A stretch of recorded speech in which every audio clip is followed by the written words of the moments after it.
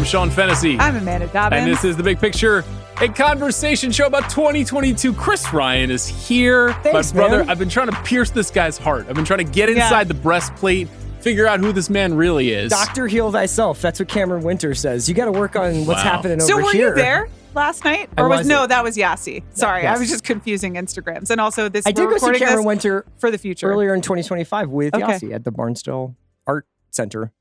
A lovely park. I've been there many times. That's cool. Cameron Winter, is going to be the subject of a documentary, perhaps co-directed by Paul Thomas Anderson and Benny Safdie. May we live in interesting times.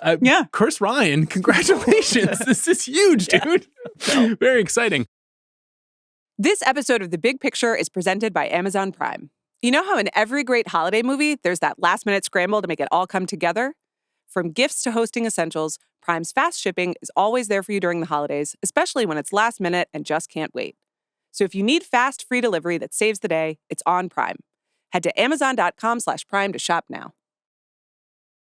Let's just get right into 2022. Unless there's anything you want to get off your chests. I was trying to think about whether or not I had any takes. Ella McKay, no. Did you see that? No, but I am interested in the fact that it's been critically revived in just 72 hours. Ella McKay. Oh, it's been revived? Yeah. No. You mean reclaimed? Yeah. No, it's all irony poison millennials who are actually, here's why this is good. We'll get into that later this week. Did you happen to see either Ethan Hawke interview Sydney Sweeney for Actors on Actors or Ethan Hawke and his performance on Rogan? I saw a clip of Ethan Hawke on Rogan explaining why the Tarantino Paul Dano thing was actually an amazing gift to Paul Dano because he learned how many people love him. Yes. Ethan Hawke is unstoppable. Ethan Hawke he would be wasted as president. Let's do more, let's think bigger. Yeah. Unbelievable. And it was I would never burden him with the presidency. I didn't even click on it as a Rogan clip. It was just fed to me. And then suddenly they cut to Joe Rogan just trying to look earnest or whatever. But he was nodding, Joe Rogan was I'm actually seeing things differently. Yeah. Which just never happens. Yeah, he's just been giving a lot of gifts this season. Yeah. He's a very special person. 2022. Yeah, sure. We were together. We were we had emerged from quarantine. Just living in the house that Jason Kilar built, Yeah, it was a that wasn't Project Popcorn. That was 21. No, right? but it I kind think of bled into 2022. We kind of are in the what do they call it? The water that comes from the back of the boat. The wake. The wake. The wake of I got there Project with you. Popcorn. I see. Yeah. I noticed you didn't turn to him for that boat question. Well, it's I knew have you been on a woman boat? of the waves? On a boat? I'm from Long Island. How dare you? I was on boats all the time. You've never been tubing or jet skiing. I haven't been. I have been tubing, but not tubing behind a boat. Right. Would you do it? You wouldn't know about the wake. Would I do it? Yeah. Like today? Watch along? I'll do fire and ash if you go tubing with me. I'll consider it. I'll consider it just to get you in front of Jake Sully one more time. Just tubing would be a good podcast for us to do if Andy ever quits the watch. Yeah, and it's just Sean on TV. Okay. Just tubing. Oh, nice. Yeah, not Jeffrey. Not. Have you ever? That was 2021. And in 2021, how many pods did you record wearing no totally pants? Nude underneath. Yeah, most of the rewatchables from them. Yeah, Gladiator for sure. At full attention. Yeah. Do you like wearing pants? Do you guys like wearing pants? Very much so. You do. Yeah. You don't like it. I mean, I've come back around on it. I mean, you remember there was a dress phase. You did have a dress life. phase, yeah. Yeah, and now I think for a while when pregnant, it was very hard to wear pants because they don't really. The technology is not there yet for I was pregnant recalling women. your smock era. Yeah. We got to get Jim Cameron on this. But now I'm back. Oh, on the technology. Honestly, if they put Jim Cameron in charge of prenatal and care and postpartum technology or whatever, our lives would be so much better. I think people quite literally many women's lives would be saved. All of the medical care and the experience would be tremendously improved. I agree. If Jim Cameron could just get to work. Anyway, I wasn't wearing pants for a while, so now I'm kind of back to pants. Births, though. That's true. But some people like those. Yeah. And then the babies can swim. I feel like we haven't really figured pants out. Okay. Like, there's still something very unfinished to me about this experience. Yeah. You know, like, I get it. We need to cover ourselves, right? Mhm. For a variety of reasons. For Mhm. propriety, for warmth, Yeah. for safety. But the way that these things fit is just funny. I gotta tell you, man, I don't really know where you're coming from on this because I feel like in 2008, I saw you wear a Bape jacket, and since then you've worn the same outfit every day. Like, your pant leg never changed, right? All through skinny to now we're going back to 501 full leg. Like, you never bit. He does not. You don't wear 501s, do you? No, he never did. I don't. Yeah. Oh, he has whatever cut he wears. Oh, you mean the culture. Of pant or jean. The pant Sean culture. remains the North Star. I have a uniform. Yeah. I have a uniform. Or is it still the slim rag and bones? Yeah, I did. Yes. Yeah. Not slim. Whatever number 3 is. Okay. I think they're all slim cut, but that's okay. It works for you. Thanks. It's better. They're not all slim cut. That's incorrect. Well, on the range of things, like No, compared to that's not Zach's closet, you know, with the silhouettes have widened. That I've noticed around the, more and broadly. that will change again. Mhm. First episode of Just Tubin', you wear diesel bootcut jeans. Who says no? Whenever I'm getting dressed in the morning, I think, would this be acceptable if I were to meet Frank Sinatra today? Yeah. That's exactly what crosses my mind. Do you think about things that way? No. Should we pivot back to 2022 or just keep Sure, going men's yeah. sartorial choices? Is that of note to you? Is this the year that slop poisoned the well? Is this when you went through the list of films? Wow, for this look at him year? go. Dramatic idea. Well, I was just like my process for these drafts, in which I'm undefeated for 5 years running. Many people are saying.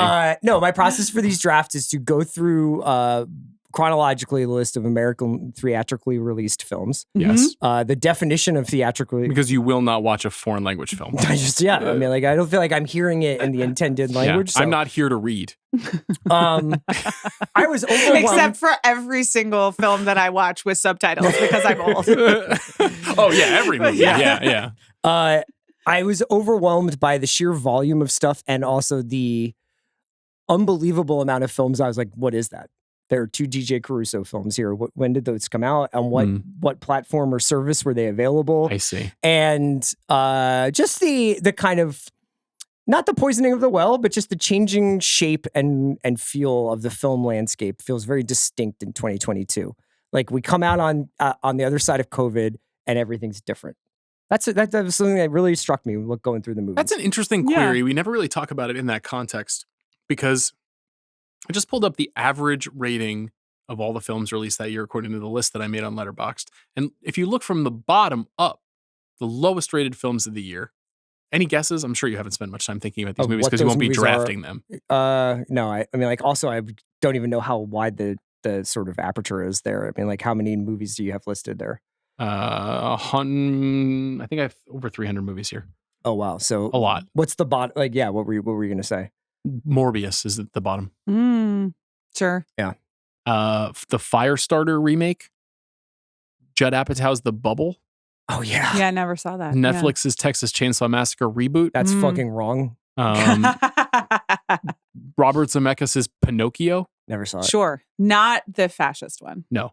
There's a fascist Pinocchio? Yeah, Guillermo del Toro also made a Pinocchio this year, and he makes Pinocchio. No. Oh, he made Frankenstein. Oh, you in 2022? In 2022, yes. he made, and he made him fascist. He did? Yes. He made him a puppet contemporaneous to the rise of fascism in Italy. Yeah, but like in Spain. But like Pinocchio is like dancing around, pretty fascist. In Italy. Italy. Yeah. I spent some time this weekend watching Joe Wright's Mussolini, Son of the Century. How is it? Very Joe Wrighty, okay. But it's basically this guy playing Mussolini being like, I am a fascist! Like the entire, like, but was it screaming at subtitled? camera. Yes. And you did watch it? Yeah. First time ever Sean, watching a subtitled film? You know, I'm a citizen of the world. Mm-hmm. Many people are saying that as well. Yes. Yeah. So now you're finally giving yourself over to this podcast. It only took 20 minutes. Are you wearing pants right now? Also on this list of the lowest rated films of that year, Halloween Ends. The final in David Gordon Green's trilogy of Halloween reboots. So then 4XD. Okay. 4DX. 4DX. Is 4XD like on Pornhub? Where do you see that? You do. 4DX. Trying to have like a real cultural conversation. Yeah, 4DX is the one with the sides. Yeah. But like not the whole thing. Yes. Insides, which was my disappointment. Yes. Yeah. I actually saw the other film on this list in 4DX, Andrew Dominic's Blonde. It was crazy. Hell yeah, It brother. was like you felt like you were going through the birth canal. Okay. It was wild. All right. Yeah, so a little bit of a complicated year. High highs. Yeah. Some big hitters Sure. this year. Not unlike 2025 for me, honestly, this movie. How so? Though maybe, but there are a couple like all time, I went to the movies and I'll never forget it experiences. And then just a lot of other stuff. Some of which I liked and some of which I didn't really, but there's like a pretty big chasm between the top high, and the the mid. top and the mid, and then the low. What about for you? Did you like it? Even despite the slop?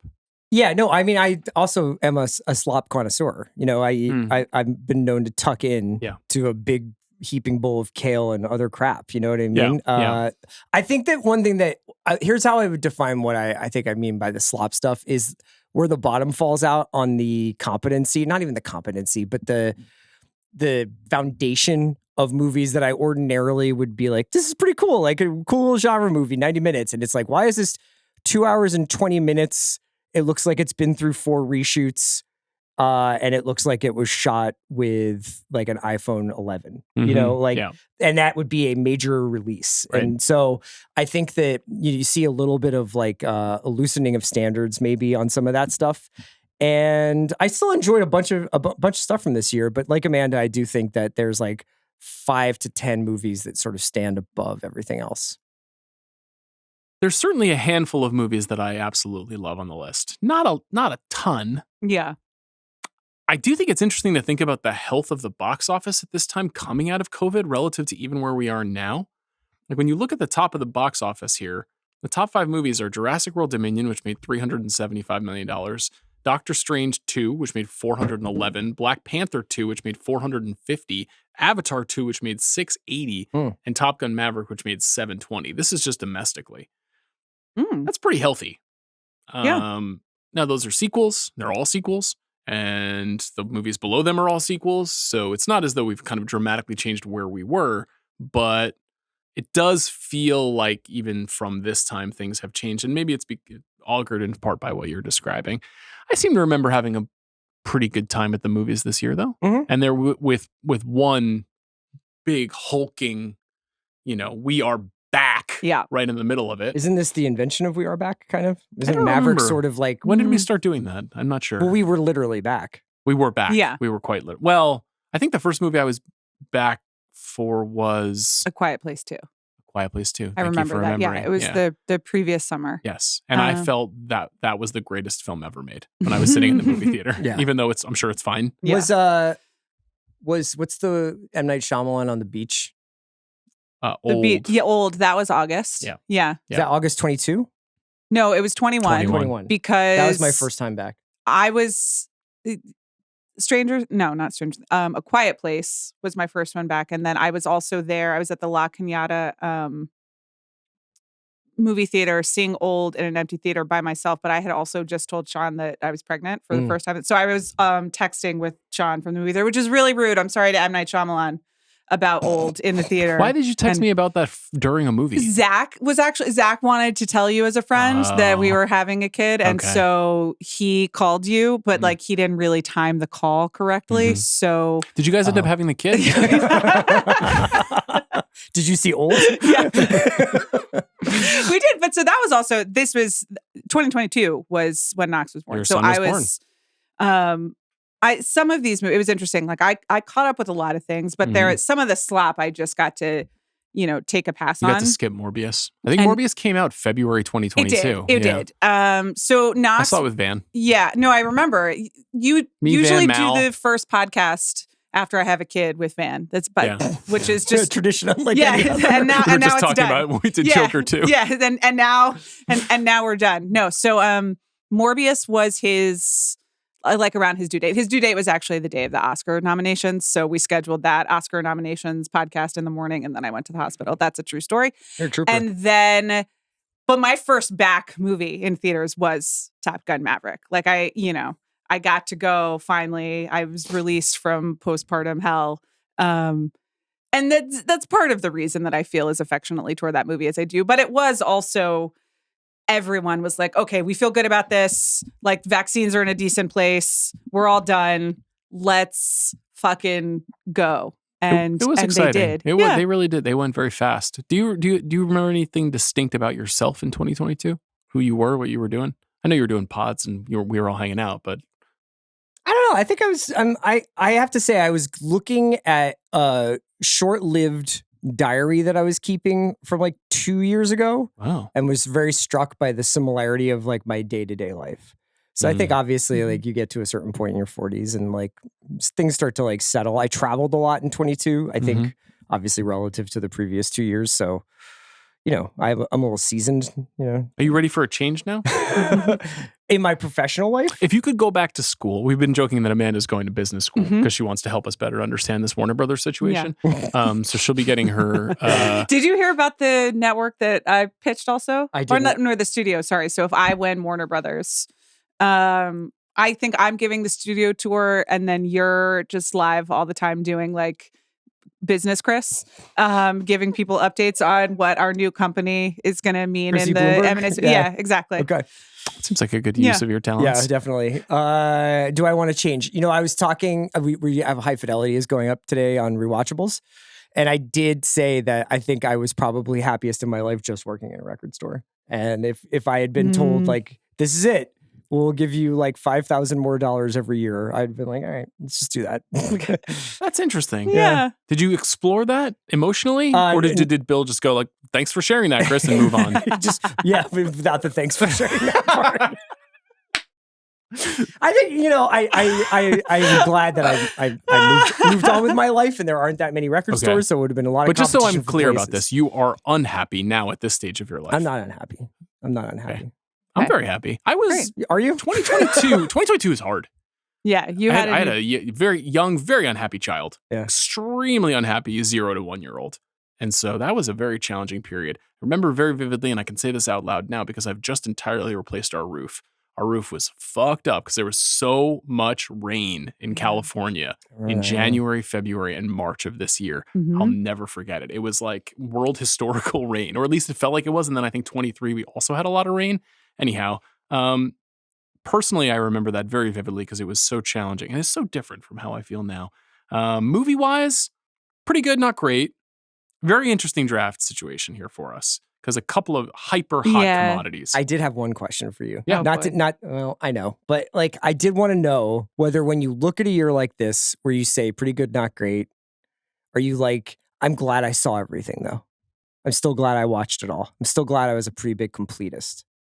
Well, why do you ask that? Like, what Because I know spurs that when that we question? get to the end of the years, you're just like, God damn it, that was a lot of movies. You know what I mean? And I know that it's the project, and I know you want to see everything, and then say so like, funny you bring this up. I was just texting with somebody else about this, about like my mania on trying to see as much as I can before the year's out. I'm not psychoanalyzing you. Yeah. I'm actually like, I'm wondering. I just did the 10 best of the year for the watch. It's impossible to watch all TV, but you know, I did feel a little bit in the back of my head like, man, I really feel like I have to watch 20 hours of these 3 shows or whatever to have like a real take on the best of the year. I was like, it's just not doable. But you really do.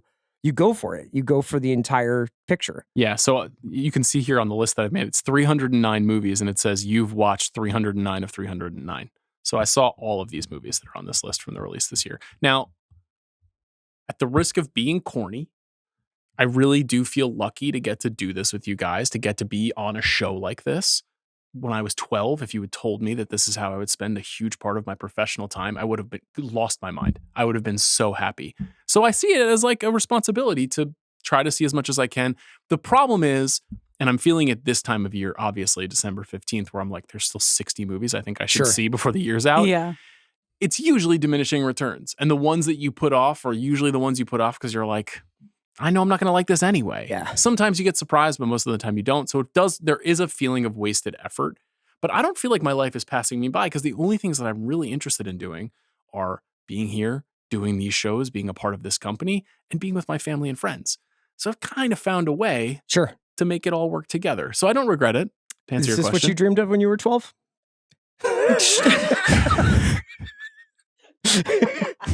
I don't think I could have dreamed that this would be a thing. Yeah. Yeah. Yeah. No, I couldn't have either. No. I mean, I What agree did with you Sean. dream of? What did I dream of? You dreamed of being a ballerina in I the think by Bolshoi 12, Ballet. that had aged The out. first So, female president? yeah, that was You dreamed of being first clarinet in Lydia Tarr's orchestra. yeah. Not a woodwinds person. No kidding. You Yeah. don't like how they sound. Well, no, I do.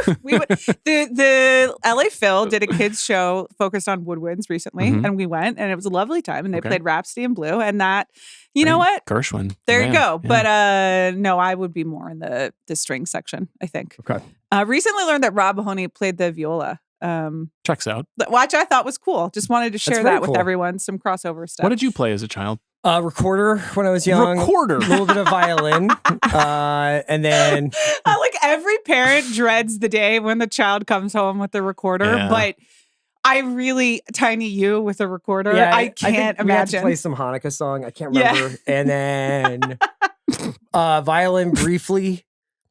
How briefly? And then guitar. You know? You were also a vocalist, right? Yes, that was more in college though. Thank you, Jack. For I mean, I'm not ashamed of it. I was a fun man. There was no shame coming from Yeah. my way. Yeah. We've talked about Sing a tune. No, my music would fucking scare your middle class, middle brow audience. Only Zach Barron understands it. Are you implying that The Watch does not have a middle class, middle brow audience? Well, half of us do. Yeah. Okay. Well, probably time to. Is there anything we want to say about the awards that year? Would you rather save it? Save it. Okay. There's of course a very potent film Yeah. with the Academy Awards in this year. This movie draft is brought to us by State Farm, and now we're back with a new one. And life is all about choices, like deciding whether or not to check out the latest release in theaters. At State Farm, their goal is to help you make decisions that you feel good about. Speaking of good decisions, it is time to pick a draft order. Jack Sanders. Very Jack. crucial. I know. Very crucial. Maybe like the most no-brainer number one pick in a long time, I Well, feel like. Is it though? Well, so here's the real thing. But we need the order first. Okay, coming right up. Here we Okay, go. I'm nervous. Dungeons and Dragons ball. Here we go. I'm nervous. This is like This is like who's going to get Miss Wemby? America thing, but know. like for real, you know? You know? Except you're not being judged on your beauty or intelligence, Right, but that's true. merely That's- by Jack's ability to shake a bag. Selecting first is CR. Wow. Oh, okay. Wow. Wow. Okay. We did it, Joe. Wow. All right, but this is the real one. This is like who's second? Yeah. Selecting second, Sean Fennessey. Damn it! Third, Amanda Dobbins. I want to show you something from yesterday, Amanda. I sent this to Sean like in the middle of the afternoon. Yeah. What does it say? It says Amanda if she loses out on Tar and Maverick tomorrow, and it's Patrick Mahomes' tweet that says, "Don't know why it had to happen, and not going to lie, it hurts, but all we can do now is trust in God and attack every single day and over again." We may not know who will dominate this draft, but with the State Farm personal price plan, you can choose the right amount of coverage to help create an affordable price. Talk to a State Farm agent today to learn how you can choose to bundle and save with the personal price plan. Like a good neighbor, State Farm is there. Prices are based on rating plans that vary by state. Coverage options are selected by the customer. Availability, amount of discounts and savings, and eligibility vary by state. Well, Amanda, it's very important that you be honestly, a good neighbor I right have now. to have a meeting with myself for a minute, and like maybe you guys. I think that can I just give you some No. perspective? Sure. I feel like we've had Mansplain in this a for her. really like lovely way. We've really made space for each other this year on these drafts. I That's think. beautiful. And don't you think that like if you went back historically Give over me like a the last fucking break. Here's the thing. Like fucking Cynthia Erivo and Okay. Ariana Grande putting their hearts together. Get out of Should we here. hold hands as I draft it? Like I said, I'm gonna have a meeting with myself, and if you want to help, you can just give me a minute because like All I'm right. fucked, and that's fine. But That's not true. there were well, but I like think anybody who's going to get Top Gun was going to be in the Yeah. pole position. Did we Yeah, ever yeah, yeah. do the 89 draft results? Did we ever poll that? Yeah, I won 100% to fucking 0. did. Yeah. It's up somewhere, I think.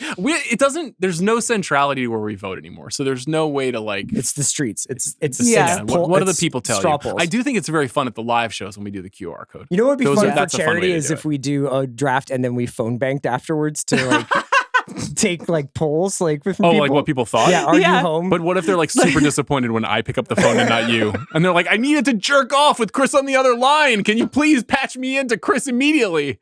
Yeah. Do the results matter? We've been doing drafts since COVID. For 5 years, we've been doing Yeah, movie they've drafts. never mattered to me. Haven't That they? doesn't Why did you seem- just throw a then why temper did you tantrum? just say you needed Because- a full minute? Well, because You have a meeting with yourself about something that doesn't matter. I had to have a meeting with myself about not being a petulant brat for the rest of the Wow. thing. Because Do you have a meeting with yourself before every Funny. But I'm like, it's no fun without the two because I really only like 2 movies this year, and I'm not going to get them. You only like yeah, 2 everything movies? else, I'm just like, whatever. I don't care. Really? This was like I didn't see that many. Oh. And so I remember going to see the big 2 and being like, this is awesome. Movies are back. Had like an incredible experience. Everything, like, there are some things I like, but like, Interesting. you know, you're That's great. shuffling around them. And so it's just not, you know. Good outcome. You grudgingly taking movies you don't care about is always funny. That's always good content. People love that. Well, I don't there's 6 categories. Yeah, I'm I know. going to talk through the categories for the listeners at home. So perhaps I should pull up the document in which they're listed. I can do the categories. I was if you'd going to do like. 7, and then Yeah. I took think one off the board. I took comedy Yeah, off the board. Yeah. Well, we're in death rows of studio comedies here. I don't know if we can really do comedy as a category for the next Big few Ellen years. McKay narrative. Mhm. Is this the end of studio Around, comedies? not in the movie. Yeah. Yeah, because there are no laughs in the movie. There aren't? Not No, very many. not no. really, Okay. no. It's a tough sit. Yeah. How is Albert Brooks in the movie? Quite good. Okay. Yeah. But Saving grace. Underutilized? Okay. He's not in very much. Yeah. Just nice to see him. 6 categories: drama, action, horror, thriller, Oscar nominee, sequel, blockbuster with a $100 million threshold. There are 18 films eligible, and wild card. Amanda has forfeit. She is sitting out this entire draft. There are It's just no good films. You and me taking ambulance 14 times. Making I out. remember listening to that one on leave, and I was like, these 2 found each other, Yeah. and that's beautiful. That was The coolest night of my life. spiritual. Yeah. That the movie ended and we turned to each other like 2 swans who found one another in It a was Jose giant and lake, McGuire, and yeah. we were like, God, this is so beautiful that we can have this. He throws we can a share drone this. under an ambulance. God, Yeah. it's such a special movie. Fucking Bay. Does he actually throw it? No, I mean he flies the flies drone it. underneath. Knox is like really taken with drones, and I'm not excited about it. He's just like very interested, you know? The best moment in television this year is the drone getting caught on the street light in pluribus. Flying That was around the incredible. lamppost. That was so good. Okay. Do you want to start? I mean, yeah. But Do you want to riff anymore? No, I'm good. You Yeah, got any no, more we're fine. gags you want to do? no, I did not. You wanna gags. literally They're just gag? like my feelings, but it's fine. My connection to cinema. Go ahead. There are good films It's this year. fine. Do what you're gonna do. Is it because there's a movie called Women Talking? And Yeah. You're like, these women are talking too Yeah. much. Talk less. Yeah.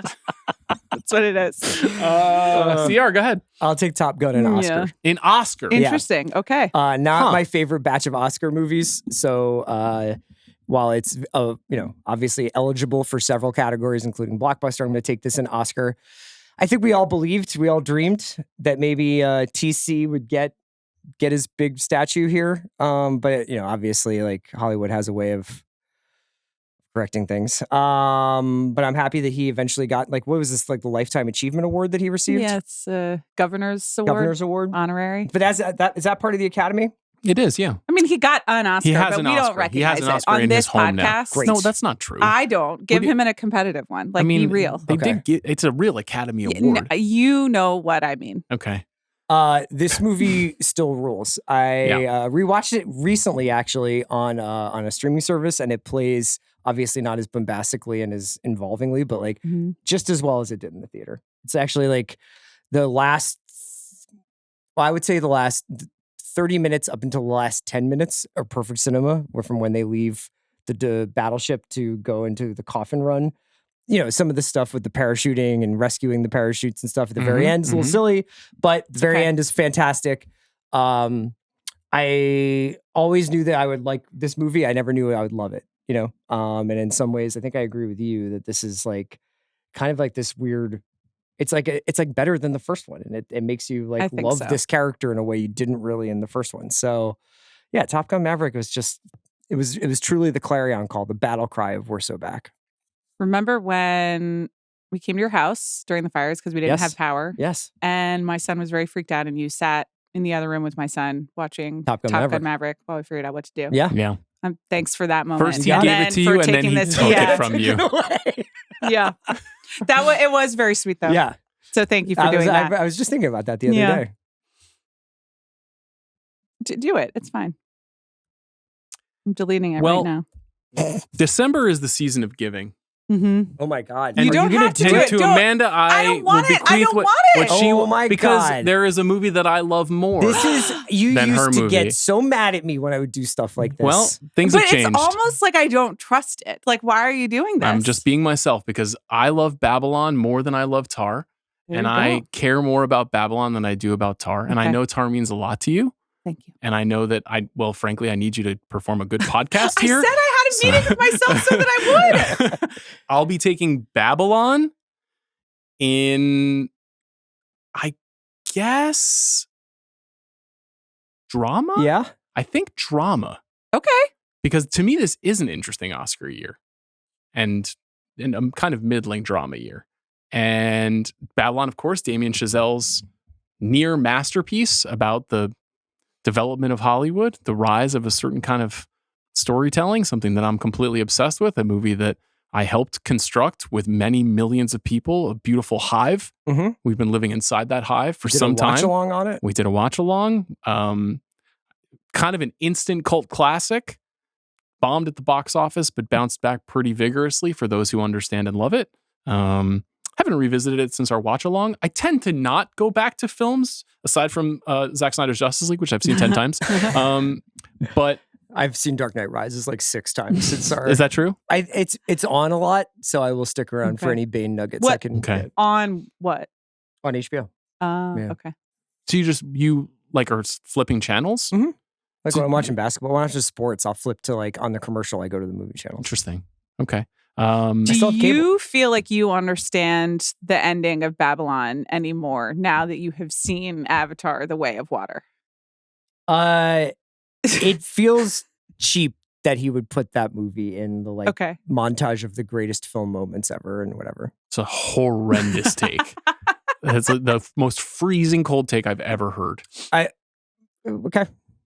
I'm not gonna fight with you The about it. whole I understand. point is about the evolution of cinema over time. Mm-hmm. I give Avatar think- was an evolution, was think part of the evolution. What Chris is saying is that he didn't feel that Avatar: The Way of Water was as evolved as maybe we presented it to him, but he didn't see it in 3D, you know? That's right, and I never will. So maybe I'll just be blind to that for the rest of my life.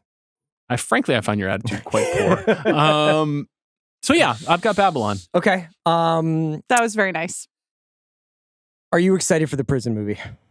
The I'm- Damien Chazelle prison film. I can't wait. Wait, remind me of the cast. It's two actors that I'm very It's excited not about. Leo. No. This just I came out just last Googled week. Damien Chazelle prison drama. Cillian Murphy and Daniel Craig. Incredible. Oh, it is incredible. And the That's the amazing. brutalist guy shooting it. And yeah, Lol Lol Crawley. Lol Crawley. Thank you, Jack. Yeah. Yes. Come on. No? I'm Nothing? fucking sure. I pumped, like man. those Yeah, of people. course. Yes. Do you put think that on those La- guys are playing Americans? Probably. Hmm. It'd be better if That's- they weren't. Yeah. What's the British and Irish prison system like? It's pretty bad. Yeah. I mean, it's like they haven't really updated those places Okay. in a long time. So Do we think this is a period piece or contemporary prison situation? Chazelle hasn't made a contemporary film since La La Land. La La Land. Yeah. Right, which is sort of fantasy. But it's set in the Yeah. modern Going times. hard in my home right now. La La La Land. Yeah, though Knox thinks it's called Gaga Land. Close enough. It's actually A Star Is Born. But you know, it's pretty good. He's good at the endings of movies. So you took Babylon, Yes. perhaps as a great peace offering at the end. That was Of the really year. nice. Thank you. You're welcome. I promised that I would have gotten it together, but I will, an Oscar nominee, take Tar, which is, you know, I have two favorites of this year: Top Gun Maverick for the spectacle of cinema, and Tar for just absolutely fucking going for it. Capital C cinema. I started like laughing with joy and I can't believe you're doing this at the end of this movie, which is just a feeling that is so rare in movies at all now, but especially it's very, very hard to end things. This is like an amazing, smart, funny, completely discomfiting, like really naughty, just like instant masterpiece that we had such a nice, like fun time arguing back and forth about what it means to different people has been so interesting and like, you know, keeps changing. There are so many like small observed moments that I think about all of the time, you know, just like the deleting of the email and the all of Kate Blanchett's like furtive movements and stares. And what does she do with that kid? Where she like the kid who's like bullying? Oh, I am Petra's father. Yeah. Like, and I will. Oh my god, it was so incredible. Amazing shit. So Todd Field interviewed Noah Baumbach for Jay Kelly at the DGA, and his questions were so good. I was so jealous of the way that he interviewed Noah Baumbach. You know, Noah is usually, he's a little more restrained in terms of how he answers a question, but it was a reminder recently of just like special dude, super, he came on the show for Tar, super cool, really smart. The origins of that movie are so strange where like Focus was developing a movie about a conductor and they kind of gave it to him and then he ripped it up and started making his own version of the movie. Really? Yeah, it's such a fascinating thing. And God, he's only made 3 movies. Like, I just really would love to get a few more. Have you heard anything about if he's got something rolling right now? I don't know. I'm not sure. I hope soon. I mean, I'm just like running scenes through my head. The Juilliard set, you know, confrontation between the student and Lydia Tarr is sort of like an instant time capsule of that whole time period that we lived in. And it's, you know, has been done since less well, including literally putting Julia Roberts in a blazer and having her dress down a college student for like being overly simplistic about, you know, cancel culture. But it really is an like incredible piece of writing, incredible performance. Thank you for letting me have this movie, Sean. You're welcome. Did you see in the After the Hunt? No. It's a good CR Zag movie. Because there is like I'd be like, you guys, like, why was there's a everybody take so on mad it that you this? could do that's like, I've actually this movie knows what it's doing and it's actually really smart. Right. Like, I wanted to get there after I saw it. I wanted to do that and I just couldn't do it. I thought I was going to be able to do it until I saw the last 35 minutes. Right. But I did almost. It really botches it. Yeah, I did almost put like the first hour and a half of After the Hunt on my like honorable mentions list, but it doesn't really get there. You should check it out though. It's kind of I will over the holidays. It's chewy. You'll find things to like about it. I have another pick, and so in drama, I'm going to take The Fabelmans. Yeah, good pick. Which is Steven Spielberg's under-celebrated film about his childhood and divorce and creativity and not quite understanding your parents and also that like nice guy who's hanging around your house all the time. And there are like 4 movies within it. It's you know, episodic almost, even though it is ultimately about his relationship with his father and his mother and coming of age as a filmmaker. But like, you know, the weird, not weird, like the lovely American Graffiti High School like interlude in the middle. I like everything is so lovingly and like deceptively complicatedly made, you know, because it could just be a guy with a camera and trains. You know, and maybe some people would explain Spielberg that way, but there's a lot more going on. So I really like this movie. It seemed to really piss a lot of people off. And then I don't really know why. I don't either. I guess it's a super sincere self-portrait. Was it like the Michelle Williams aspect of it necessarily, or like the depiction of the mother? Like I don't really know. I mean, I think it seems to have, you know, like all late period Spielberg, like after the up and down of its initial release, just has like kind of like this 100% approval rating in terms of its craft and stuff like that. Cinephiles tend to pretty quickly just be like, West Side Story, banger. The Post, banger. Like these movies are just like eminently watchable, incredibly creative given the constraints of the story. And This one's just a little different because it's so deep, but it's also this like act of collaboration, right? Because he wrote it with Tony Kushner. Tony Kushner, thank you. And I think it's a fascinating piece of work. I think it's a good pick. Really, really raw and really, and also now that the ending has a extra lovely meaning of labor. Gabriel LaBelle, fantastic in the movie. But given David Lynch's passing, so Yeah. Very, very special movie. So that's in drama, and those are my 2 picks. Interesting moment here for us. Easy one for me. Blockbuster, I'm taking Nope. Yeah. This was my favorite movie of 2022. This is my favorite Jordan Peele movie. This is Preach. I saw it on 70 millimeter this summer with Eileen, and she still was like, I don't really understand this movie. But that This summer or yeah, that summer? we saw it this past summer for my birthday. And it was an incredible experience. Actually, Jack, you were there, right? I was. What did you think of that screening? Absolutely amazing. Yeah. On 70, it was just and how loud the movie was projected too was fucking amazing. It was sick. We saw it at the Egyptian. And yeah, I think a really smart, kind of similar to the Fabelmans, like exploration of self and like what you do in the act of making movies and the way in which certain artists are overlooked historically while others are celebrated. And then also this really deep and kind of complicated and maybe unsorted idea of spectacle and like why we're drawn to things that could be dangerous, that could be exploitative, that could kind of corrode us in some way. And like for a movie that has a diaphanous UFO in it, is really, really thematically rich.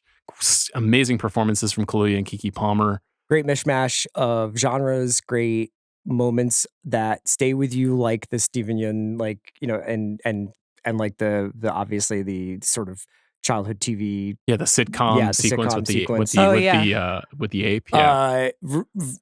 I feel like Peele's kind of standing or maybe Q rating or whatever is diminished a little bit over the years, largely because of the stuff that his production company has been associated with not living up to the promise of Get Out. And I don't know, his movies actually now to me play better on like the 10th watch than they do on the first. Totally. And Nope's a great example of like something that's like in the theater, you're like, what the fuck what's going on?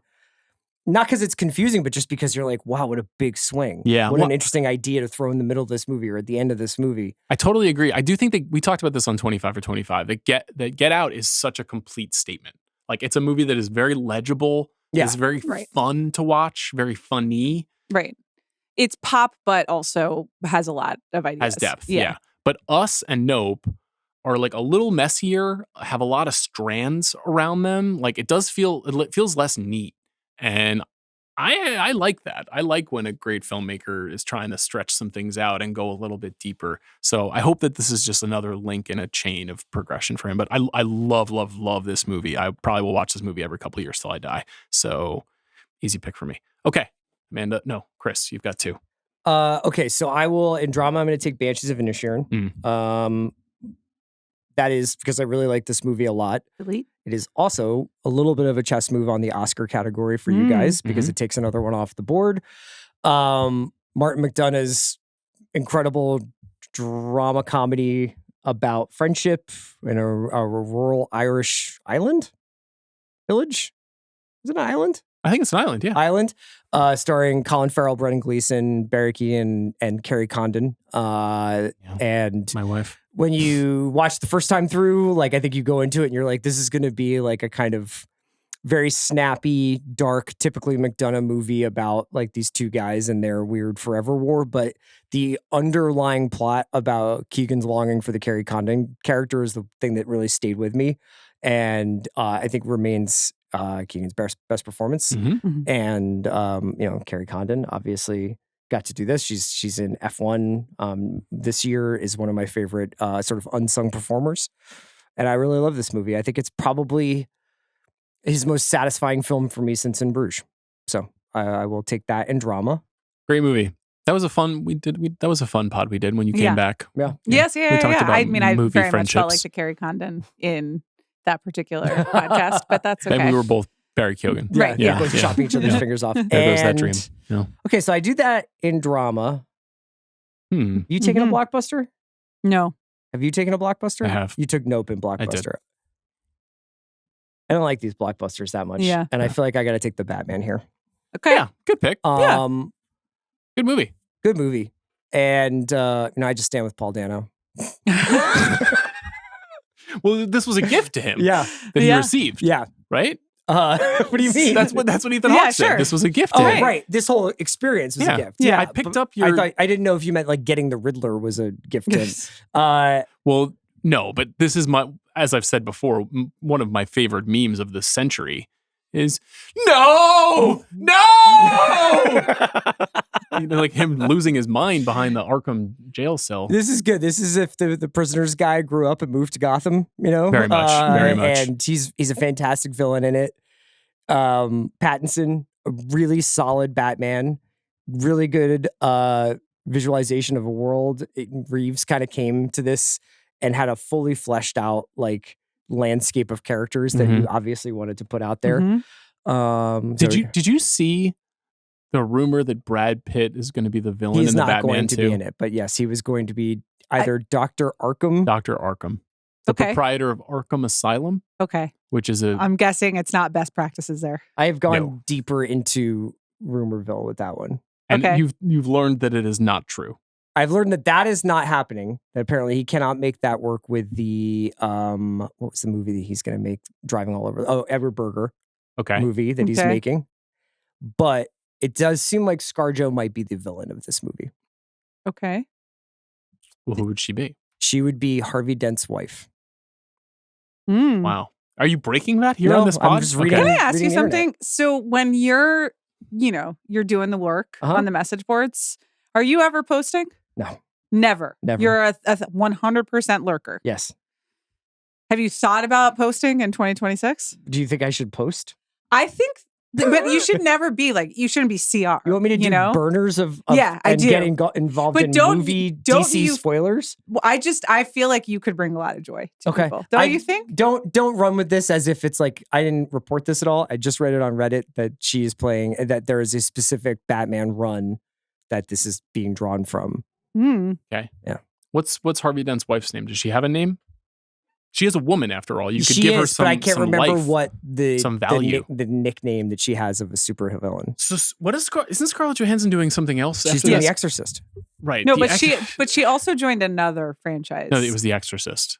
That was the big one that She's she got joined. Jurassic Park World. Was there Yeah. another one that she Exorcist, joined? And I the Batman. thought so. I'm gonna look right now. You guys can keep talking. She's just a survivor. She That's was like, one- I'll go yeah. from lily pad to lily pad. Yeah. Fuck you, pay me. You like it? I mean, I have to respect it. Sure. You know, she's not suggesting that she's some sort of great artist when she makes Jurassic World Rebirth. She directed Great her own actress. movie with June Squibb, Yeah, right? Eleanor the Great. Did you see it? I didn't. Why'd you skip it? This is a movie for adults. Yeah, because I only watch Taylor Sheridan TV shows. Okay. Yeah. You so, can't find it. Oh no, it was the Batman, according to Batman and The Exorcist. Yeah. But so I think that the DC rumor was what I was thinking about. Gilda Gilda Dent. Gold. Yeah. Gilda Gold is- Dent. But also Gilda Gold, Yeah. according to this AI. Oh, thing. and is that inspired by the 1940s noir? I don't know. I've never heard of that. What Gilda? Gilda? Gilda The film the movie? Gilda? Yeah. Yeah, I've heard of it, but I haven't Oh. watched. I don't have it at my fingertips. Okay. It's a great film. Okay. You should consider it. Yeah, it's really good. It's Sorry where she for does failing. the hair flip, you know? Oh, is that the movie where she That's does that? Is that Gilda. Marlena Yeah. Dietrich? No, No. it's Rita Hayworth. Oh, Rita Hayworth. When does Marlena Dietrich? Do a hair flip? No, she just goes. She doesn't like, really do a hair flip. Yeah, that hair doesn't move. My bad. Yeah, You should check out Gilda. I feel like you would Okay. enjoy Gilda's it. good. Yeah. It's pretty Yeah. firmly in your zone. Okay. And then you'll be able to understand the Batman too. What's the song she performs? Like, what's the something? I forget. Okay, Rita Hayworth Gilda song. It's on the Do Criterion you think we'll start collection. drafting movies from like the 1940s? I Put the wanna do blame one on of them. Mame. Put the blame on me. Yeah, it's really good, Gilda. I want to do the 1939 movie draft. Okay. Okay. So we can do it November 2026. Okay. If we need to prep. Okay. But it's, Project. considered among many the greatest movie year of all time. I think it's a kind of a tough sell for the audience once you Well- get past the first 5. Grow up. 2029 Michael Curtiz draft. Michael Curtiz Hall of Fame. Yeah. It's a hard one. Okay. You picked both. You Mhm. picked the Batman and you picked the Banshees of Inisherin. I did. And now I have a pick.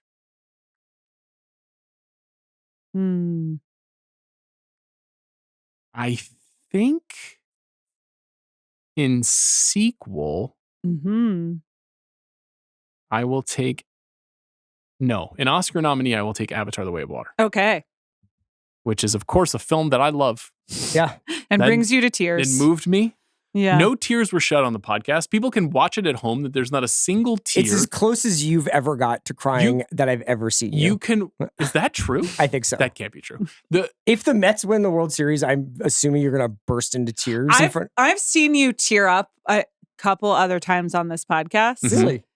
Yeah, but like in all other situations, it's when we're talking about children dying, and then we both are crying, and that was just him crying about a whale.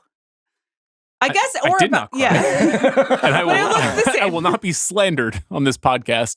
I was moved thinking about Jake Sully and his family. Yeah. And PyCon and PyCon's pain and being cast aside. Is PyCon got a big role in Fire and Ash? He sure does. Good. It's a really important role. His majesty is on display. This, of course, is Jim Cameron's thunderous return to feature filmmaking. 13 years after the original Avatar. Sure. He came back and he showed us what his powers can really conjure. I guess in 2 days are going to record an episode about the third film. Just the two of you? Yeah, I guess so. Yeah. PyCon not available. Yeah. No spoiler. Didn't know if you were going to be bringing in like another Avatar head. Well, you hate it. Joanna hates it. Van loved it. I was wondering whether we should see if he's... Van stood and applauded at the conclusion of the film. Yes. Van also hit us with a similar to Dune Part 2, like a God damn in the middle of the movie, which was really exciting. Oh, can I just say something really quick to our listeners? Yes. I have been doing other research about Dune. I thought you were going to say vaccines. Part 3. Okay. And I feel bad because I have been like fake spoiling it for a while. And I've kept being like, this is going to happen in Dune 3. And that doesn't happen for like 3 books.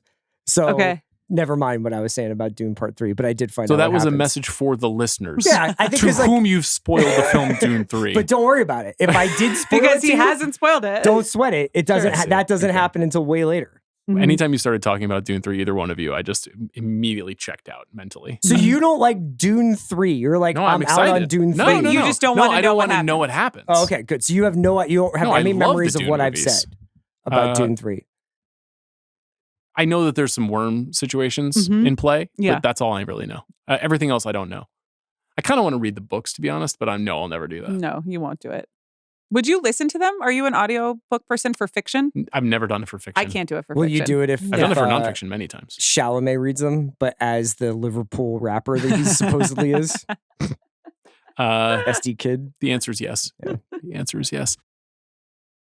This episode of The Big Picture is brought to you by State Farm. Having people in your corner to help you makes all the difference. For example, I'm usually loath to trust Sean and his movie recommendations, but after many months of him waxing rhapsodic about Train Dreams, I finally watched it, and I have to be honest, he was right. It was wonderful. And like those people, State Farm is there to help you feel supported by helping you choose the coverage you need. Go online at statefarm.com or use the award-winning app to get help from one of their local agents. Like a good neighbor, State Farm is there. So, Amanda, you have a pick. I do. In fact, I have 2 picks. I was very nervous there for a second in sequel that you were going to take my pick. So in sequel, I will be taking Downton Abbey, A New Era, which is the best of the Downton Era movies. Take Downton Abbey? It's really good. He'll tell you big too. Fan. Yeah, it's incredible. The films, have you not seen the movies? I don't think so. I never finished Downton Abbey, the series. The first one is like fine, but it's just 2 TV shows stitched together. It's solid. But it's like there's like a plot, at 1 hour, they wrap up the first one and then they move on to the second one. It's okay. This one, fully realized. There's a whole new cast of characters who live on the French Riviera, who the Crawleys have to go visit. Okay. Meanwhile, this is the one where Hugh Dancy shows up and is making a film, and Lady Mary has to sing in the rain it because he wants to want to shoot the film at Downton. Yeah, while the whole family Hugh is Dancy killing it in the American Revolution, by the way. Oh, no kidding. I didn't know he was on Law and Order until Saturday Night Football or Sunday Night years, Football. Several years. Yeah, is Hugh Dancy a loyalist? Who is he portraying? A loyalist? Yeah. He's portraying like I think a British general or something. Okay. British colonel. Got it. Yeah. Okay. Sorry. So you were in the no, middle so of- he's the film producer. Yeah. And then it turns out that it's just pure crib from Singing in the Rain, but it starts as a silent film, and then they go to see the jazz singer, Yeah. and then they're like, oh no, we have to make this, but the woman actress doesn't have a proper speaking voice, so Lady Mary steps in and dubs it for her. And then who writes the script? Oh my God, I thought if I kept talking that I would be able to remember. Oh, so you were vamping just now. What his name is. No, what's his name? That is all that happens. Yeah. That's true. What's his name? The guy, the valet, who writes the script. Yes. Who becomes the screenwriter. Come on. Listen, and I'm not even telling you, they go to the French Riviera because Lady Violet, aka the Dowager Countess, had a torrid love affair, and she got left a house. A whole house. Really? Yeah. That's great. This is a great film. This is definitely the best of the three. Do you feel like I need to be current on Downton the series to watch the No, movies? Okay. but just put that on and you are going to have a great time. Molesley, of course. Yeah. Does it ever suggest? Did you mention Dominic West is like No. Oh yeah, and he the shows fake right. Errol Flynn, and he comes in and he's an actor, but he's also a gay man. And he behind the scenes. Who does he fall in love? Thomas. Yeah, and he and Thomas have an affair. Ending? This is honestly, these movies I think are genuinely good. Yeah, it was real. It's really, really fun. Did you see Katie Baker did a really good piece for The Ringer where she interviewed a bunch of showrunners about their favorite episodes of the last 25 years? And Julian Fellows was for Presumed Innocent, the pilot. Pretty good pilot. Yeah, awesome. It pilot. was great. That was tough the problem. finale. Yeah. Well, I was also tough last 3 episodes where you knew what was going to happen. Yeah, that wasn't ideal. Anyway, sequel, Downton Abbey, A New Era. Great job to everyone involved. And then... Look at her. She's got so much pep in her step because she walked out with Tar and Downton. I did. This is friendship. It was really nice. And I'll always remember it, Sean. Here's what I'm going to do. In action horror thriller, the student has become the appreciator. I will take Pearl, which I saw because I had promised to watch Maxine. Yeah. And then I was like, well, I got to watch the first 2. And I was really charmed by Pearl. Excellent film. Did you like X? This completes the trilogy of silent film transition in movies this year between Babylon, Downton Abbey, and New Era, and Pearl. Oh, you could teach a seminar about that. There That's you really go. Interesting. But it is a horror movie at some point. But for a while, it is just Mia Goth being very weird and charming in the Midwest. And the chronology of Pearl is a little bit and doing some janky. Inappropriate things at a movie theater. And David Corn Sweat is there. She's in. Okay, so Oklahoma? I thought it was Texas because I thought X takes place in Texas. That's where the house is. Oh yeah, that would make sense. It is Texas. I was very charmed by this. Great Mia Goth performance, even when it gets gnarly. Her best performance. I think that it's amusing gnarly instead of freaking me out gnarly. David Corn Sweat. Yeah. Did you like X? Oh yeah, I liked that one, but Pearl was definitely my favorite. And then Maxine, I was insulted by them being like, "This is Bates Motel. This is where Psycho happened." I was like, "Thanks so much." Kind of like Maxine. I also I'll never forget watching Maxine on a plane and just being like, "This is so inappropriate." Yeah, yeah. The stomping of the balls is really quite powerful. Pearl being a movie that Ty West and Mia Goth just cooked up because they were stuck in, I think, Australia or maybe New Zealand during the production of X is also one of those a weirdly positive outcome of the struggles of 2020 and 2021. But there's a lot of we had to go to some far-flung place to shoot a movie that could have just as easily been shot in Plano. Yeah. Right. Okay, good pick. I love Pearl. I will stay in thriller action horror and I'll be taking Barbarian. Yeah, I was waiting. I took Banshees in drama because it's a thin category. You wanted to take Barbarian. You taking Nope and Barbarian hurts. Well, Barbarian also in my top 10 that year. The minute it was over, I was like, we have another guy. We have another person whose movies I will be seeing for the next 25 years. And that's very exciting. And that really just came to fruition with Weapons and the success that Zach Kreger had with that movie.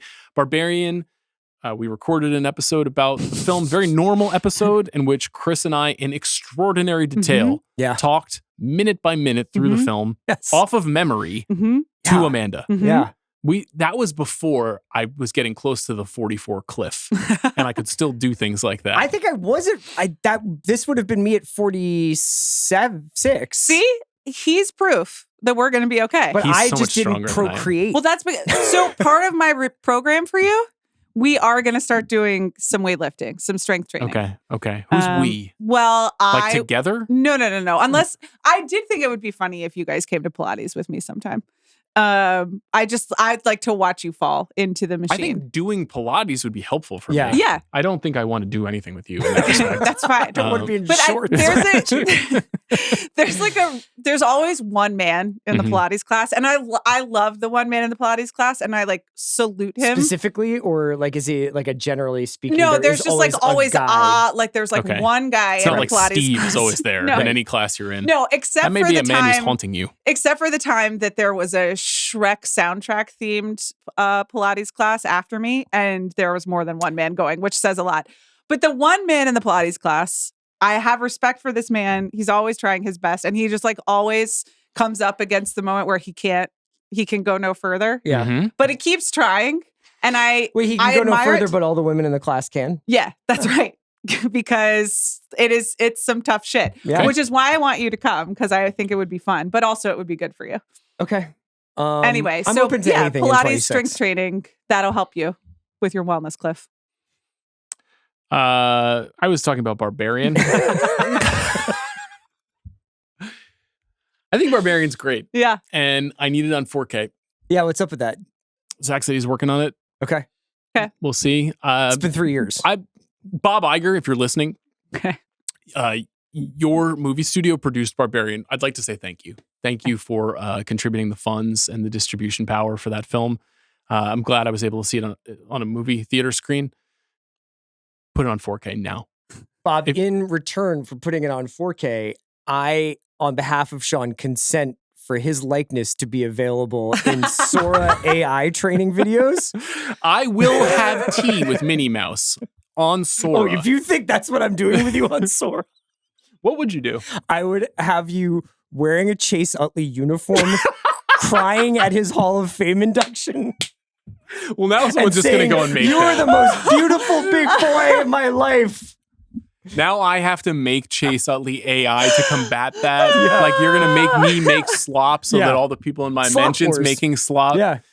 See, this is the problem. We could go to Pilates, but instead we're going to send each other videos of Chase Utley. Maybe, yeah, I mean, putting it all together, I think would be really the ideal execution. Yeah. I had a funny conversation about ChatGPT over the weekend at your house where someone was telling Eileen and I that they use it, and we were asking questions about what they use it for and why they use it.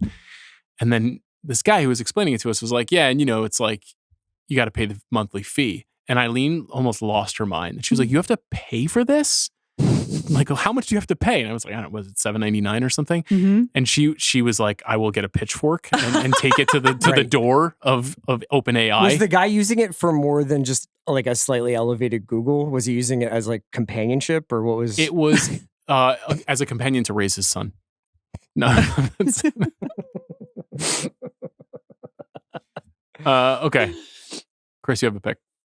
Okay. Right? Chris's pick? Yeah, I think so, Okay. because I just got to do Let me just review Pearl what we got here. and I Downton have Abbey. a drama, I have a Oscar nominee, and I have a blockbuster. So I need a sequel, wild card, and a action horror thriller. Do you still take like the green supplements in the morning? No, Okay. I do. I don't like a really do that either, but a I'm vitamin wondering- C goop. I've been kind of on for the last couple of Oh, months. I tried that, like the honey one. But I have a immersion blender thingy that Mhm. Phoebe got that I use. Yeah, I'm not allowed to use those. I just crush those. Yeah, the finger. But I was thinking some sort of like, vitamins or powder type thing that you can just put in tea or coffee or For me, whatever. you mean? Yeah, for you, to make sure that you're getting Yeah, the foods that creatine. you need. I want to have creatine in That's every fine. in every Do you drink. want the girl creatine? Do I want the girl creatine? Yeah, they have special girl creatine. Let's that they go make. back. Let's go Okay. back to the exact second before you asked me the question. Was there ever a moment when you thought to yourself, he's going to say yes? He's going to say, I want girl creatine. No, but I thought you might ask some more questions. I will now be making AI slop of Sean being like, yes, mommy, give me girl creatine. Nothing makes me appreciate Chase Utley's beauty like girl creatine. Chase Utley really was quite handsome. So Give me that's, a fucking I break. mean, I'm sorry. Get the That's fuck just outta sort here. of like the This is ball player. And like pathetic. better as he aged. Yeah. I honestly, when you said it, I Google He's image zaddy. just to make sure. But like Chase Utley could get it. Sorry. Disgusting. Yeah. The way that he played indicated a real Yeah. fragile ego, a weak baby. Somebody who had to stomp on defenseless people because he was bullied as a child. What a weak bitch. Fuck him. That's how I really feel. Okay. All right. Amanda, you're up. No, I'm up. No, he's up. He didn't pick We're yet. skipping your picks. Chase Utley is suspended and you're out. In action horror thriller, I'll take Ambulance. Yeah. Yeah. Okay. Michael Bay's See? And then there was healing. One Crazy Day in L.A. Yeah. with Yahya Abdul-Mateen and Jake Gyllenhaal as brothers. I think actually Gyllenhaal's character was inspired by Chase Utley, now that I think about it. He was Coked out of his mind, inspired by Hunter robbing Biden. people. Yeah. It's very Hunter Biden. As brothers, right? They're brothers. Yeah. Why would they not be brothers? Of course. And they are. Are you suggesting there is a reason they would not be brothers? And there's the first half of this film, skipping right past that. Well, because they don't seem like they would be from the same mother, right? But they're adoptive brothers. Why? Because one is black and one is white. Got it. Okay. I guess that's how it works. The first half of this movie is basically like Michael Bay being like, I want to make heat. Yep. And then the second half of this movie is one of the best chase movies that you will see this century. Some of the greatest work with defibrillators you'll ever see in a film. It's so fucking good. I can't remember how it ends. Specifically, like where it like what happens. at the Everyone ending. survives and everyone is not in everybody's jail. just like we are blood brothers Yep. now. Yep. This Adria is- Arjona doing Gyllenhaal stuff? in this movie is no, one- Aiza Gonzalez. Aiza Gonzalez. Yeah. Sorry. I'm not even laughing at you. Keep going. I was just thinking about a scene in my Blockbuster and I started laughing. Does she know we're doing a pod? Did you know you're on camera? I'm sorry. I'm sorry. Keep going. Can we it's do hour like a full-time I was like, Amanda this- cam, but What then don't happened to you? publish it This on is just Amanda's like YouTube Cartoon channel? again, where you're just fucking like. I'm sorry. Yeah. The Did you defibrillators. choose your Blockbuster? No, I was It's the thinking, Blockbuster you're going to choose. I was. You're laughing about something were, that's like, about to talking- happen in the future. You were talking. Yeah. But that you've already seen. Yeah, no, I was just laughing, thinking about a thing. You were talking about ambulance for a long time, so I was just trying to multitask. And then I What started scene could thinking- possibly have happened in Black Adam that made you so happy? Seriously. Anyway, and then I lost it. But I know that ambulance meant a lot to you guys. I listened to you talk about it for like 90 minutes. Wasn't the highest rated episode of the show. Yeah. Ambulance is my action horror thriller, and then my sequel. Mm. May I take Confess Fletch? You may. Yeah. I'll take that. Greg Okay, that's Mottola's riff on, a franchise that has long been promised to get rebooted at some point. Chevy Chase did an iconic turn as a Fletch character, a journalist come detective in Los Angeles. And, I think several actors have circled the idea of reviving it over the years. I think Kevin Smith was involved at some point. But they finally settled on Greg Mottola, who's one of like the most accomplished undersung directors out there. And he made this with John Hamm taking on the Fletch role. And it's just like a really, really charming comedy mystery that I loved. It was, I think, kind of straight to streaming. Paramount Plus. And it just went really overlooked. But if anybody, is listening to these pods and is like, I'm looking for something I didn't see, I think Confess Fletch is awesome. I do think that was the other half of the Barbarian episode. It might have been. That discussion? Yes. I can't recall. It Do you was. like Confess Fletch? I do, quite Yeah. a bit. I would love, similarly, to just have 3 or 4 more of these with Yeah. John Hamm as Fletch. I also would have liked to have seen it in a movie theater. Yes.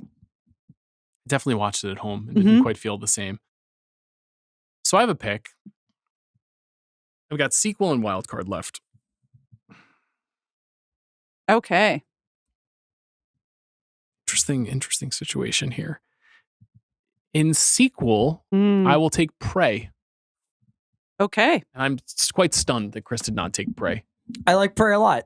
But as we learned, Not as much as in Predators. 35 Yeah. years, after you've logged Yeah. Predators. Yeah. Several more times. I think and I Predator had Prey 2. 4. Yeah, Predator 2. Yeah. You would watch more times than the rest of your life. I like Prey. I don't know if Prey is a rewatchable film for me. I like Prey a lot. Because it centers a woman in the story? Because it's largely silent. And it's like, I love to have the chatter. I see. This is so no foreign films and no silent films. Just want to be clear about this. Yeah. And no pants when you're recording podcasts. Just to chase out New Jersey.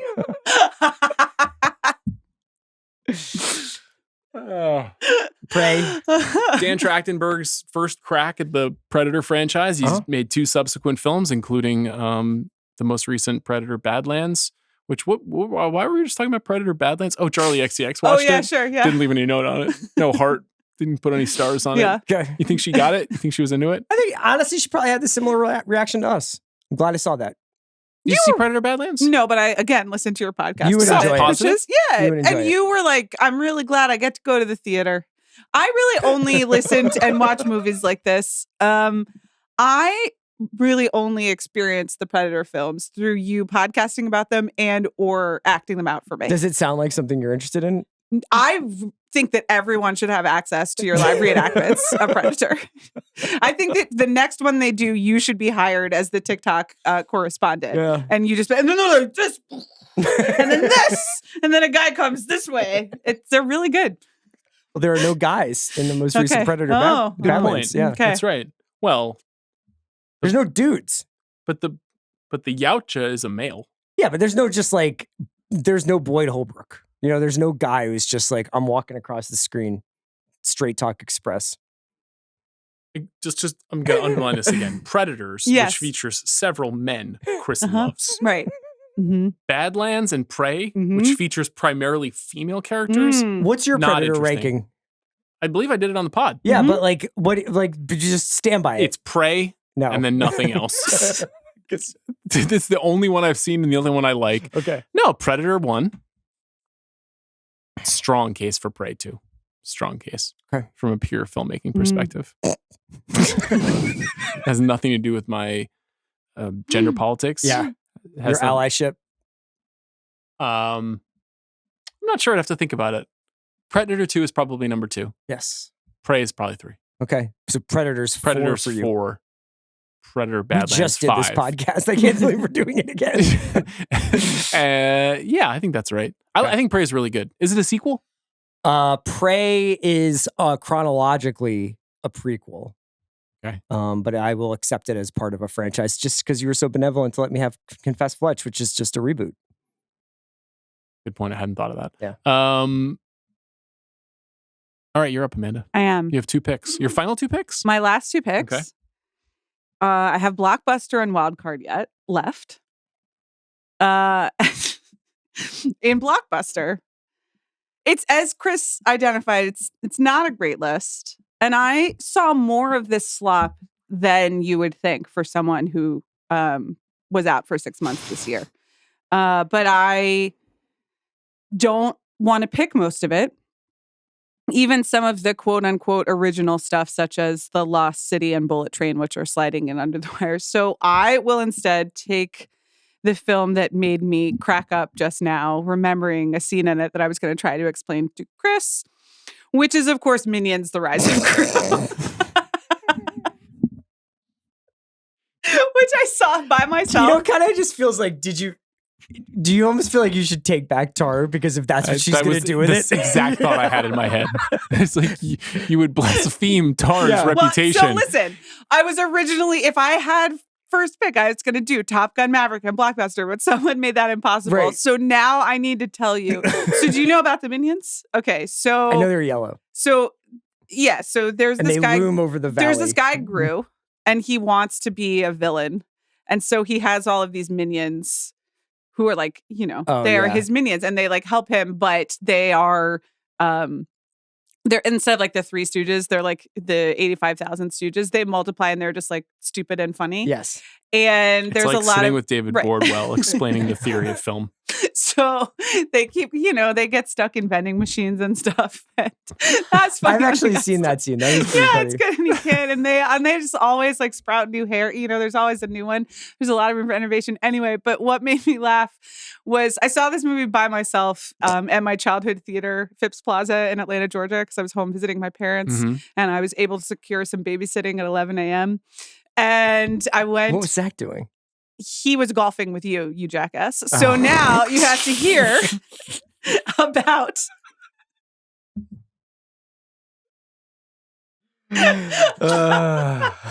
So the minions, there are like 3 main minions. One of them is named Bob. I don't remember the other 2, but like more minions show up. And at the end, I guess he makes it into the. What made you laugh? Spend more time on Minions: The Rise of Gru than Tar. There's a Minions choir that shows up from nowhere, and they just start singing like the choral part of "You Can't Always Get What You Want," and they're all swaying like this, and it makes me laugh. She also took Yeah. Pearl. It's really funny.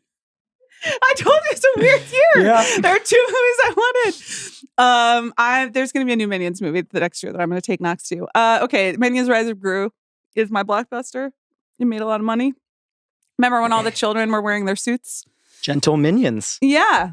And then, were you a gentle minion, Jack? I was not a gentle minion. I think I aged out just a little bit. Okay. That's good. And then I have a lot of like serious movies that I could take in Wildcard. But I don't really think I'm in that headspace right now. Okay. So I'm going to. Surprised to learn that.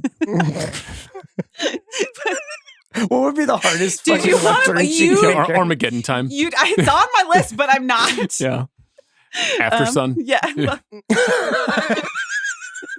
That would be all time. If Amanda did like an 8-minute Minions recap and then was like, After Sun, Wildcard. Think about that. No, I'm picking the movie that I've thought about the third most in 2022 after Tar and Top Gun Maverick, which is, I swear to you, Jennifer Lopez Halftimes. Because here's the thing. Here's what happens Is to this a Jennifer. movie? Yes, it's a documentary that was released in 2022. Jennifer Lopez Halftime? Yes. And this That's is the name of the movie? And this is the one where she's nominated for a Golden Globe for Hustlers, but not. It's just Halftime. Oh, okay. Well, okay. Halftime. Right. Because she's also doing the Super Bowl halftime show. Did you watch this? But no. Pretty sure I did. I'm going to look it But up so on here's the Letterboxd. thing. She does the halftime show with Shakira, and there's some feedback from people, and they do a good job. But I did 2.5 stars. she's nominated for a Golden Globe for Hustlers. Hustlers for this. And she doesn't win. And the cameras are with her backstage as she doesn't win the Golden Globe. And is like the most defeated, disappointed, like, I can't believe, like, I let you guys all down for a fucking Golden Globe. To whom? To her team, to the camera. Okay. Like, she thought this was going to be her moment, and she took it so seriously. Who did she lose to that year? She wasn't even nominated ultimately for an Oscar. No, I I don't know. remember. And So who this did would she- have like, been Kate Who did she lose? Blanchett? musical. Best It was probably actress Michelle comedy? Yeoh, Yeah, right? musical Probably comedy, I think, Michelle at the Yeoh Golden for Globe. Everything Everywhere All at Once. And then she didn't even get an Oscar nomination. But every time we talk about I can't believe I gave you Tar. This is outrageous. every time we talk about award season or the Golden, and you and I are very glib, and we're like, we think these people, it's a machine, like it's all made up, blah blah blah. And there's this woman having a breakdown because she didn't win a Golden Globe. I think it's fascinating. I think that I can't believe she allowed it to be filmed. I think that everyone should watch this as an example not to behave after the Golden Globes, and also not to take the Golden Globes seriously. My advice would be don't have a camera follow you around if you're nominated for a Golden Globe. Food for thought. But she did. And then she let another camera follow her around while she was married to Ben Affleck. And that was also wonderful. She's an important documentary subject to me. Okay, I have a wild card pick. How can you match that? I can't believe you also logged Halftime. I was hoping that maybe you were going to pick a wild card that he hadn't seen. I saw all 309 films released in 2022. It's just something that I do. It was on Netflix, right? Yeah. I'm going to take Everything Everywhere All at Once in Oh my Wild Card. God. So here's Okay. the thing. Were you going to? No. Yeah. Here's the thing. All right. That's fine. Revisionist history. I like that movie, and I always did. Okay. The pod that we did on it, I think I did it with Joanna. You were still on leave when the movie came Yeah. out. Well, it was March. I had just Um, started. Leave. And the movie went through the spin cycle in the same way. We were just had a conversation on the last episode about Green Book, where it was like Green Book came out and we were like, this is kind of funny. Like, Oh, this is right. like fun and a crowd pleaser. You know, it's like a And then Farrelly it got Brothers. put into the like. Then it went into the Yeah. spin cycle of like that movie was more problematic, I would say, than Everything Everywhere All at Once, like the origins of how it was made and who made it. But this is the same thing where this movie, like, probably I would not have chosen it for Best Picture that year. It's still kind of fascinating that it became It's really strange. this like centerpiece of awards conversation, and everybody just got behind it. You know, Jamie Lee Curtis won in addition to Michelle Yeoh, and the whole thing was just very strange. And it was like a fun moment in the moment, but it didn't. I think it hurt the movie's reputation weirdly. But I really liked the movie as a genre mashup and as like a pretty sincere portrait of like an immigrant family and how the generation gap between people and how they can't communicate with each other. And it has a lot of fucking kung fu in it. And that's all stuff I like. So I'm not going to shy away. I'm going to take a movie that I like in this space. Yeah. Okay. I think that's okay. And it's a Sincerely. useful note to remember that, you know, these movies live on beyond their awards campaigns. They do. And they should be viewed as their own pieces of art, not Yeah. part of like a Minions: The Rise of Gru, out of the spin cycle, the take cycle, we can see it clearly as a special film. There were a bunch of small films from 2022 that I would highlight or that I would think about taking for my wild card. I'm going to pick Emily the Criminal, Yeah. which is a very cool John Patton Ford movie. He's the director of this upcoming Glenn Powell movie, Yes. which is called, it was called Huntington. But what's it called now? It is How to Rob what? How to Make a Killing. How to Make a Killing. Thank you. John Patton Ford. How to Rob is a great song by 50 Cent. That's right. Is a film with Aubrey Plaza and a really, really cool turn by Theo Rossi Yeah, he's so good. in this film. It's just a really good contemporary crime movie about the slippery slope someone can find themselves on when they're in debt and they're looking for answers and they're running out of moves. And it's about Aubrey Plaza's character, the titular Emily, becomes basically a petty thief fraudster. And rather than shying away from that lifestyle, continues to embrace it. Kind of has like a little bit of a vibe. I'm not saying it's the same thing, but a little bit of a vibe of like 70s movies like Straight Time, where it's just like a very, very cool character portrait. And Plaza gives like a really great, probably at that point, uncharacteristic for her kind of role and a really great performance. And this is a movie that I've strangely gone back to, and not strangely, I have gone back to, and I think is one of the better crime films of the decade. Great pick. Yeah, really. It was also on my wild card list, but you know, I thought the Minions: Rise of Gru No, too. It's more for important. sure. More Yeah, important, for Emily the sure. Criminal segue. Okay. Let's recap. Mhm. I'll go first. Great. In drama, I selected Babylon. In action horror thriller, Barbarian. In Oscar nominee, Avatar: The Way of Water. In sequel, Prey. In blockbuster, Nope. In wildcard, Everything Everywhere All at Once. Amanda. In drama, I have The Fablemans. In action horror thriller, Pearl. In Oscar nominee, Tar. Thank you, Sean Fennessey. In sequel, I have Downton Abbey: A New Era, blockbuster, Minions: The Rise of Gru, and wildcard, Jennifer Lopez, Halftime. I love your recap voice. Thank you so much. Kind of reminds me of the voice message in Pluribus, like where it's like, Well. "Hello, Carol." In drama, I took Banshees of Inisherin. In action horror thriller, I took Ambulance. In Oscar nominee, I took Top Gun: Maverick. In sequel, I took Confess Fletch. In blockbuster, I took The Batman, and in wildcard, I took Emily the Criminal. That's it. Last draft of the year. Mhm. Last CR appearance of the year. Yeah, Oh, wow. What else? Last what? Last appearance period? Will you I'm moving on Where are you moving? to Sora, digitizing myself so I can podcast with some of my idols, Who among them? like Benjamin Franklin and slave owner. Will you be moving on or are you sticking around? I've committed to at least 5 more episodes of this podcast this year. How many are left at this point, Jack? What's the count? I know how many. I know exactly yeah. how many. It's 6. It's 6. Oh, We have okay. I 6 thought it was left 7. to record. And Monday. Next Monday. And next week. Okay, 6 more episodes. We just have to hold it together till then. Friday's episode is about Avatar: Fire and Ash. It's going to be 7 hours long. When are you doing Ellen McKay and is this thing on? We'll be recording that on Friday. Mm-hmm. Yeah. Okay. Where will you be? Hanging out with Bradley Cooper and Will Arnett. You're welcome to join us if you want. Maybe getting a tight 15 up at the cellar, thinking about my wife. Well, I mean, that pod records at 11:30 a.m. on Friday. Yeah. Let us know. Give it some thought. I will. Thanks to Jack Sanders for his last in-person recording of 2025. It's been a hell of a year. Indeed, it has. How do you feel? I feel great. Never better. Okay, we don't That's believe the that. positivity we're looking for. We'll Who's gonna step in for Jack? No, and I'll be engineering while recording. I have my hands on. No, that's not true. We have a crack team here at the Ringer of people who will be filling in. Any final thoughts, Amanda? Thank you to the Minions and the Rolling Stones and to Sean and Chris. And to Mia Goth. See you next time.